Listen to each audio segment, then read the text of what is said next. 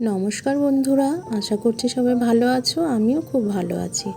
তো দেখো, আজকে আবার একটা রেসিপি নিয়ে চলে এসেছি। আজ রান্না করব মাছের ডিমের বড়া দিয়ে তরকারি। তো দেখো, কিছুটা ডিম নিয়ে নিয়েছি। এবার লবণ আর হলুদ মাখিয়ে ছোট ছোট করে ডিমগুলোকে ভেজে নেব।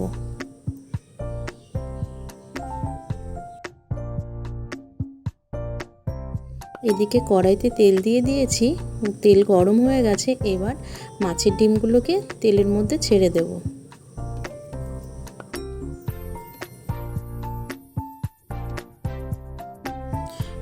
ডিমগুলো ভাজার সময় আঁচটাকে একটু কমিয়ে নিতে হবে। আঁচটা বাড়ানো থাকলে ডিমগুলো পুড়ে উঠবে, ভেতরটা সেদ্ধ হবে না।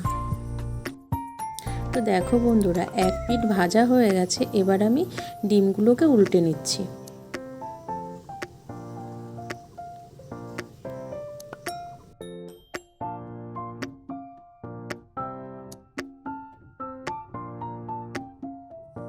ডিমগুলো ভাজা হয়ে গেছে, এবার আমি নামিয়ে নেব।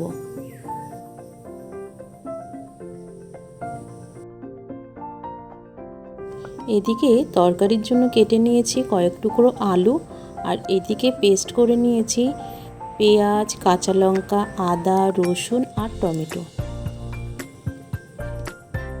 এবার ডিম ভাজা তেলের মধ্যে আলুগুলোকে একটু লাল লাল করে ভেজে তুলে নেব।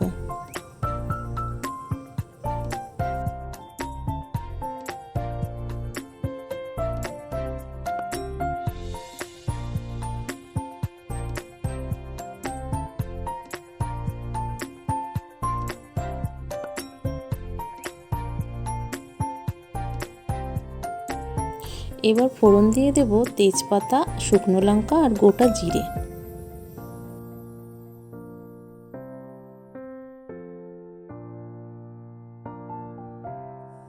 তারপর দিয়ে দেব পেস্ট করে রাখা মশলাটা।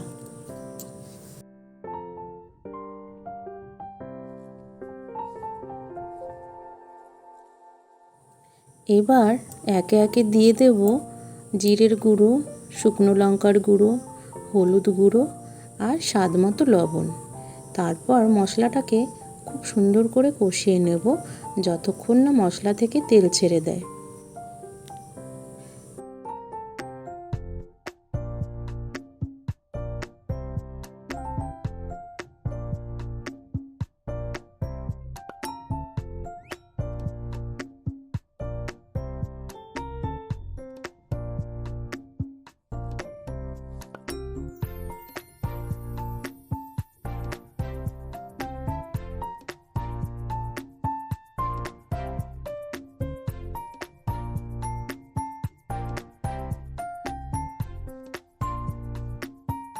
মশলাটা কষানো হয়ে গেছে। এবার ভেজে রাখা আলুগুলো দিয়ে আরও একটু নাড়াচাড়া করে নেব।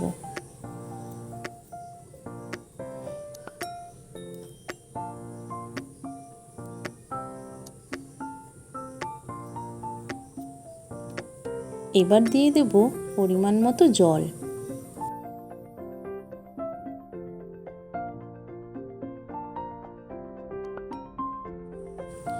এবার তরকারিটাকে কিছুক্ষণের জন্য ঢাকা দিয়ে দেব।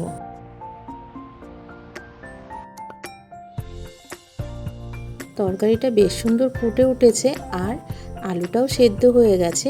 এবার আমি ভেজে রাখা মাছের ডিমগুলো দিয়ে দেব।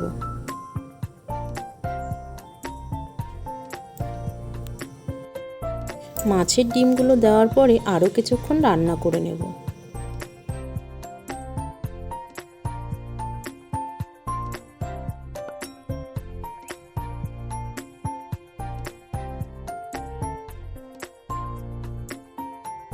তরকারির ঝোলটা অনেকটাই শুকিয়ে এসছে।